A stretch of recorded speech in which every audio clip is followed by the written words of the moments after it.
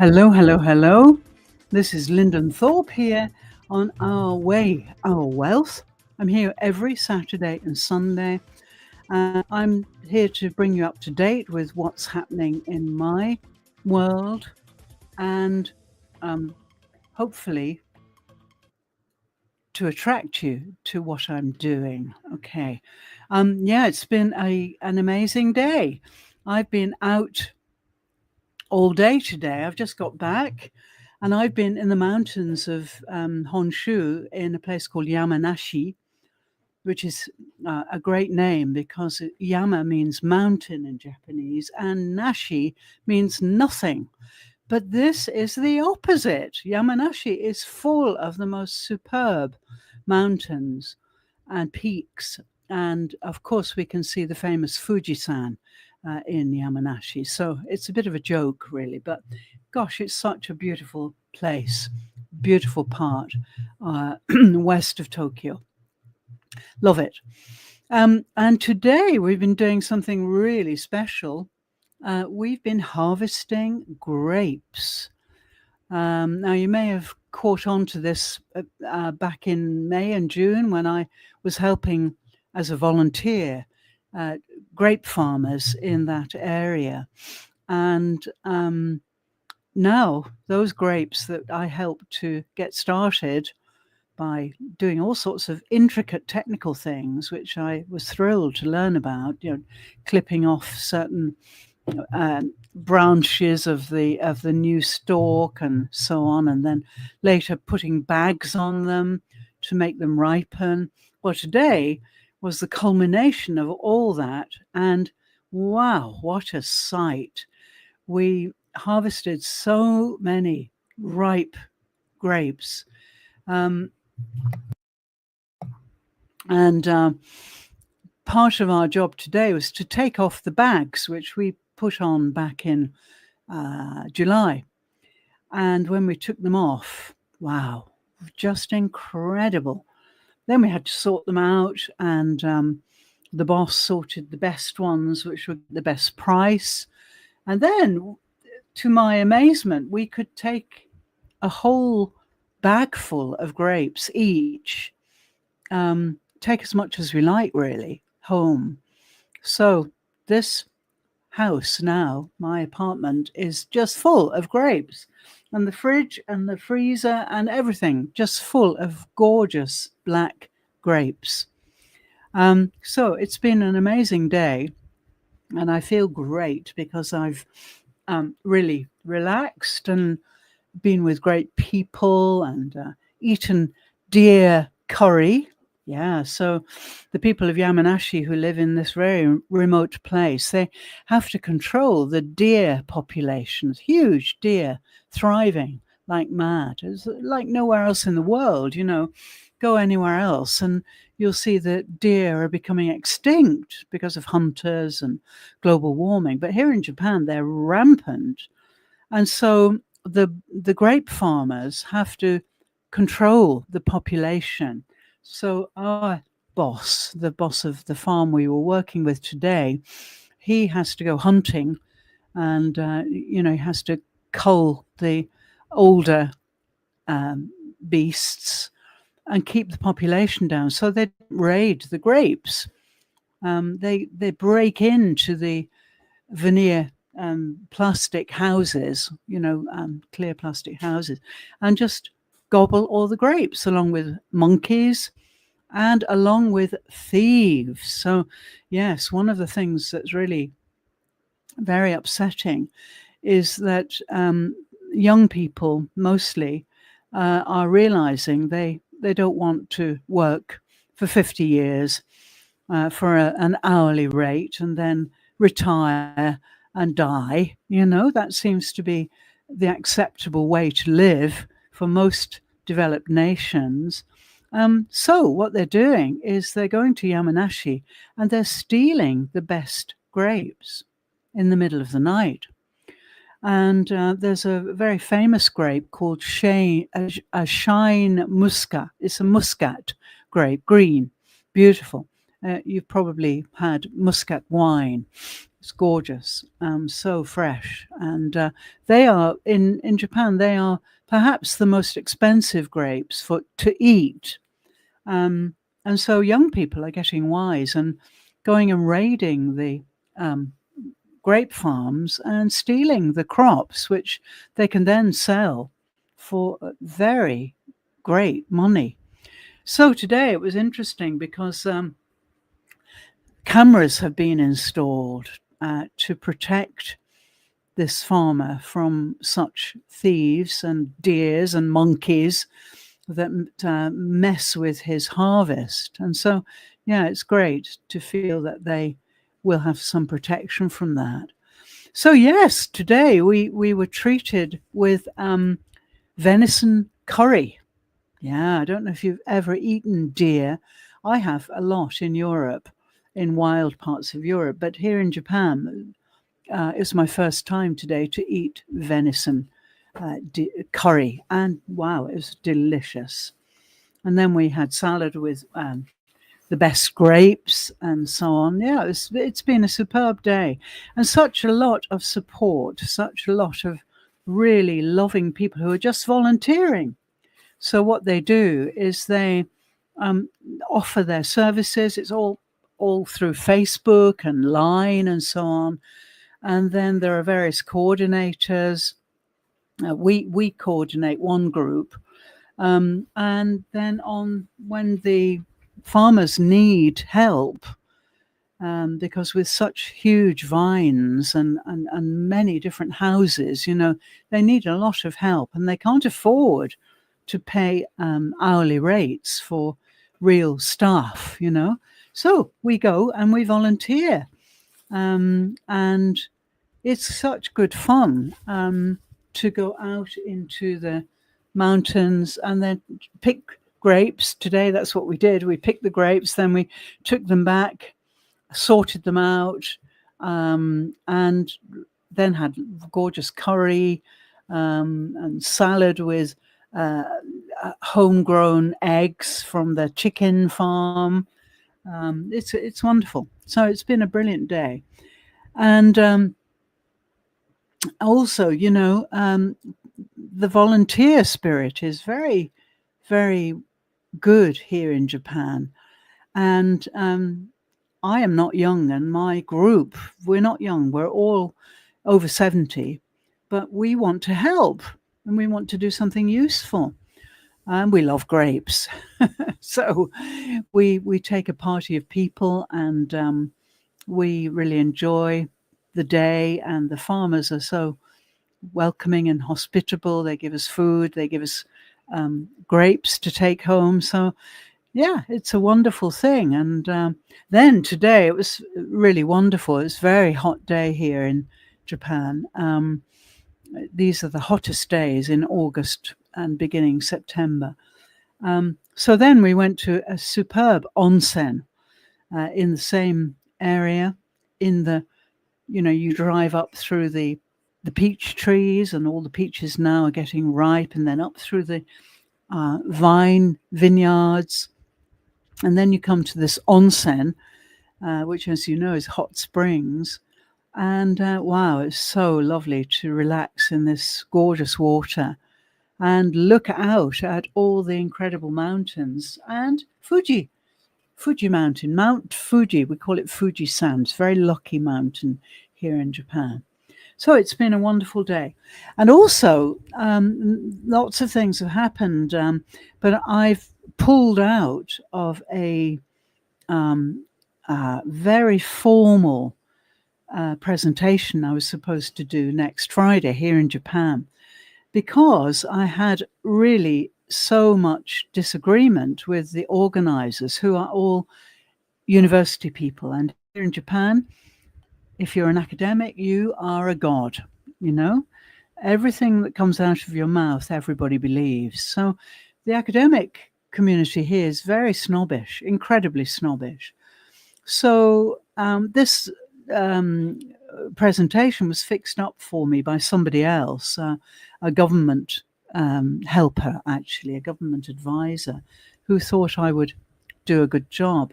But when I started to really look at the type of presentation they wanted, I really couldn't do anything except present me, my development, my product, which, as you know, is Lodestone, which is going to change the world.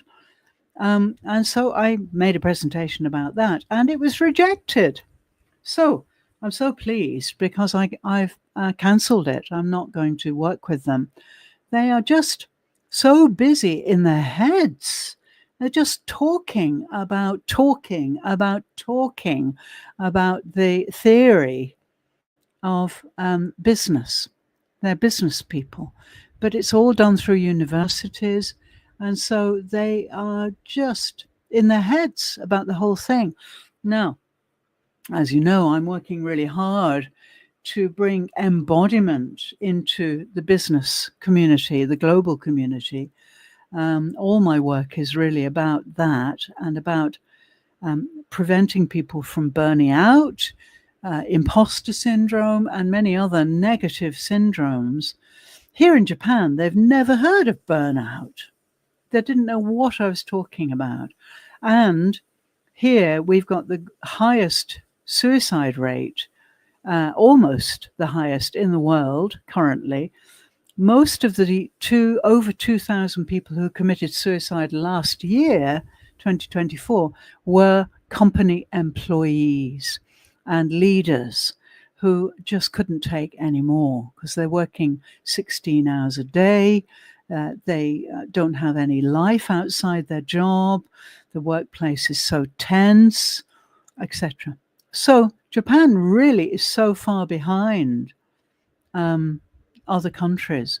They're not even thinking about the possibility that people are too much in their heads and living very unstable lives because their bodies and their spirits are not involved.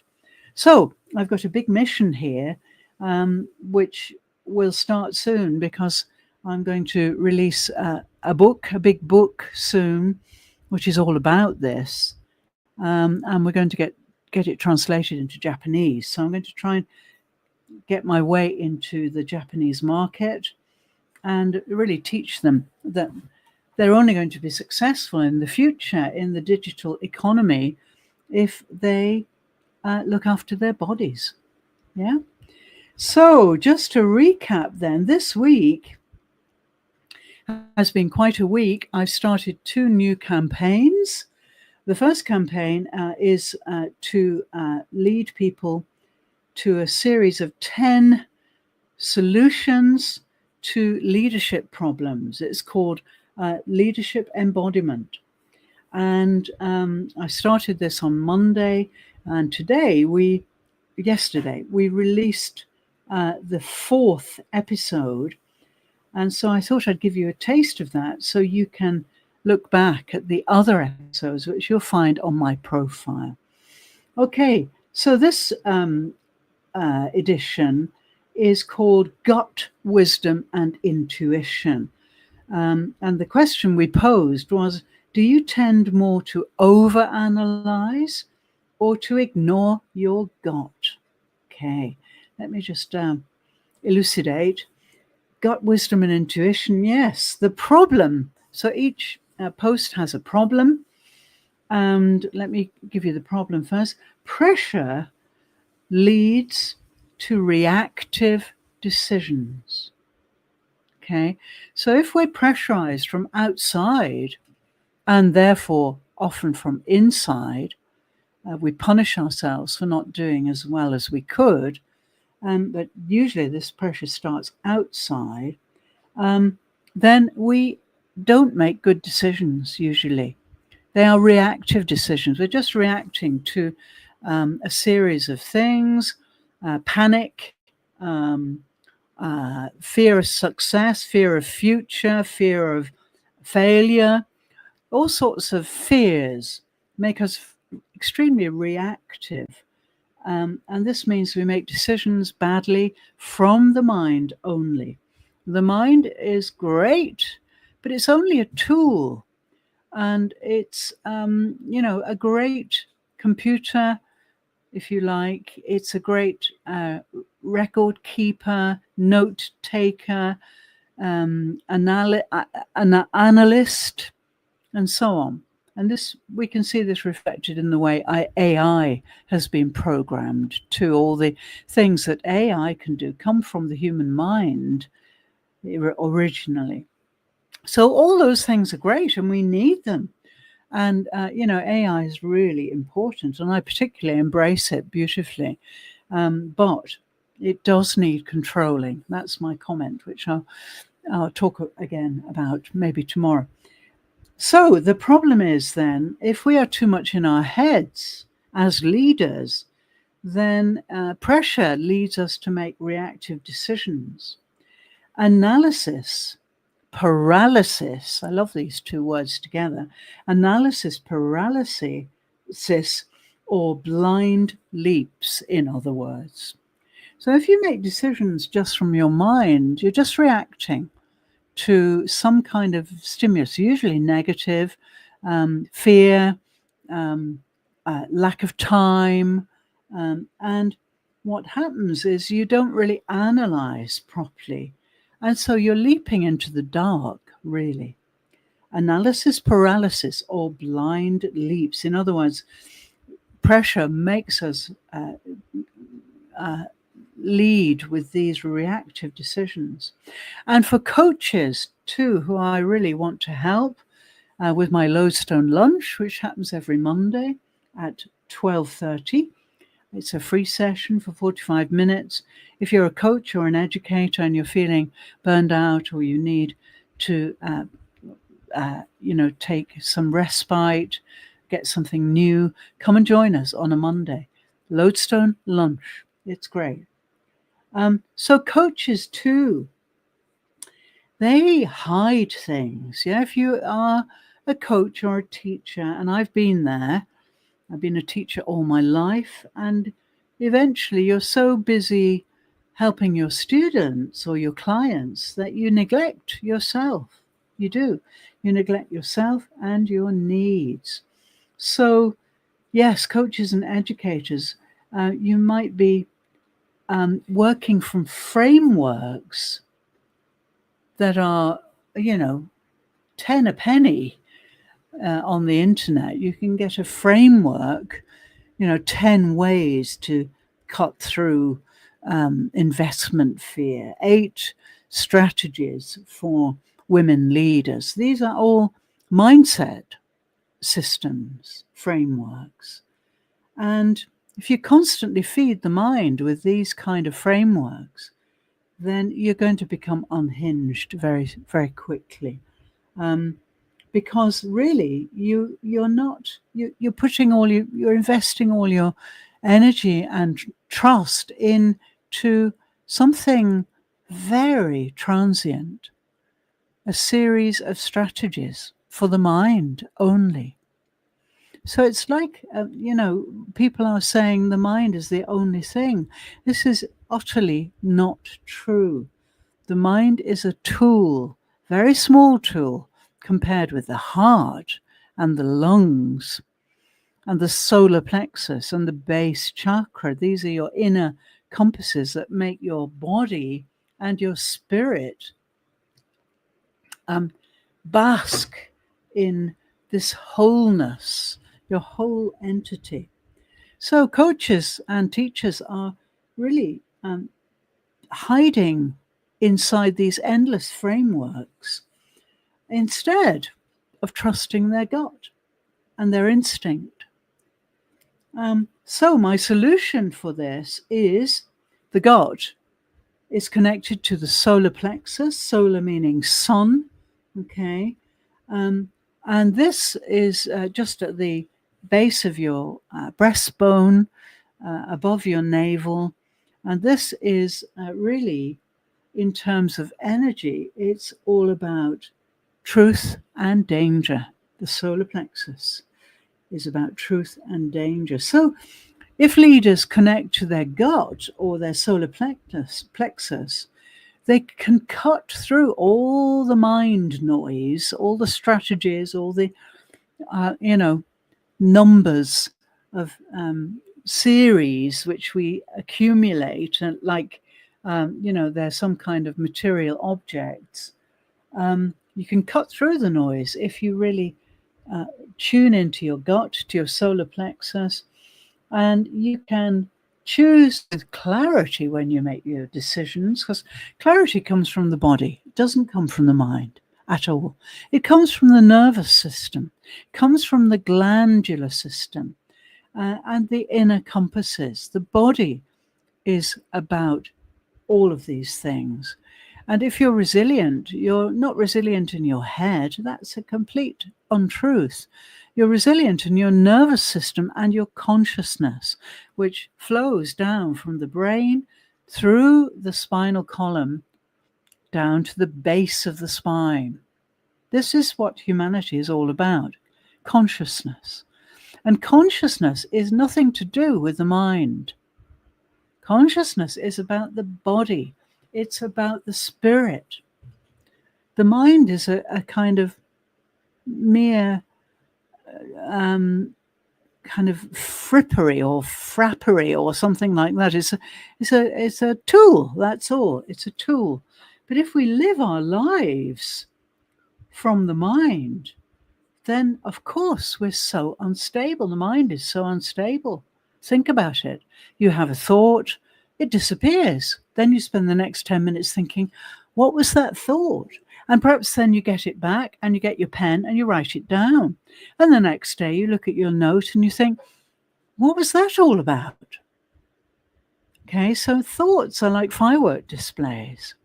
They bang and they flash, but they're transient and they vanish. Okay, that's what the mind is good at. But the body and the nervous system and the spirit, which is the guide of the body and the mind, really are the substance of our being. So if you connect with your gut, then you're going to cut through all the mind noise, all the tricks, all the untruths that the mind throws up. You're going to make decisions with clarity, which comes from your nervous system and your heart. And by the way, the heart is 60 times stronger than the brain in terms of electromagnetic vibrations. This is science. Your brain gives off 1% of what your heart gives out. Your heart and lungs working together are magic. They're so strong. That's what the human spirit is all about. Okay. So, you cut through the mind noise. You make your decisions with clarity that comes from your nervous system. And you move from firefighting throughout your days to foresight. Instead of putting out the fires, you can plan. You can see ahead. You can feel the future. You can feel your decisions and your networks. This is true success. And it's true human success too. This is something which AI cannot do and will never be able to do because it doesn't have a body. It doesn't have a spirit. Okay? So, the practical takeaway for episode 4 of the Embodiment Leadership series, which will go on for 10 days, is that next time you face a decision, pause. Place your hand just below your breastbone and ask yourself a question. What does my gut feel about this? You'll notice that your body immediately responds, and it will give you a much clearer picture or decision than the mind. The mind is easily confused. The mind is shallow. The mind is a good tool if it's well trained. But intelligence, don't ever tell me intelligence resides in the mind. It does not. It resides in the body. The most intelligent people I have ever met are tribal people, First Nations, and especially in Australia. The Aborigines, I've lived with them. I've got incredible insights from them. They have an intelligence that connects their body, their mind, and their spirit. And they live with nature, and they are the prime custodians of the earth. They will be the ones to save the earth. So look out for my book. It's on Amazon.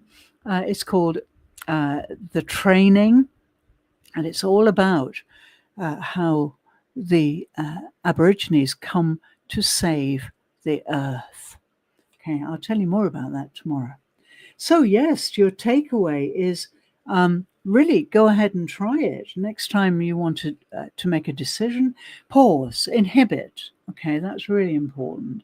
Put your hand just below your sternum on your solar plexus, and then ask yourself a question in your heart.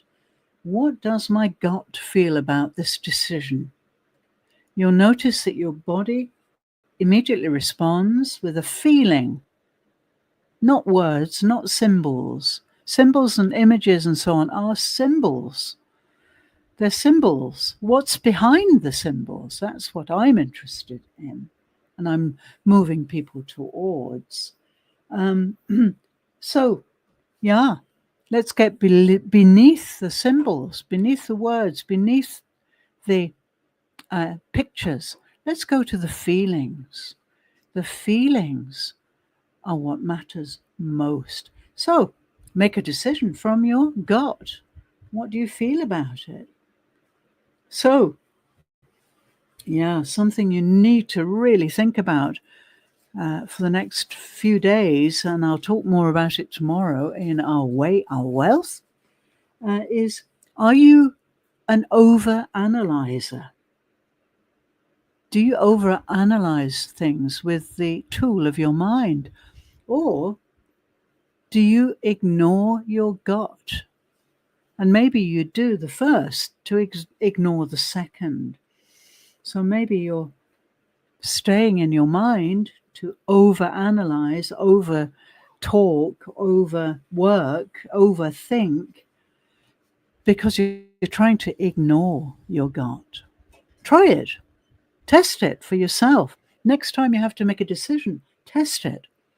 Okay, in the way I've just described. You could, if you want to look at this post again, you can find it easily on my profile, Lyndon Thorpe, and I'm an embodiment mentor, and you'll find lots of wonderful stuff there.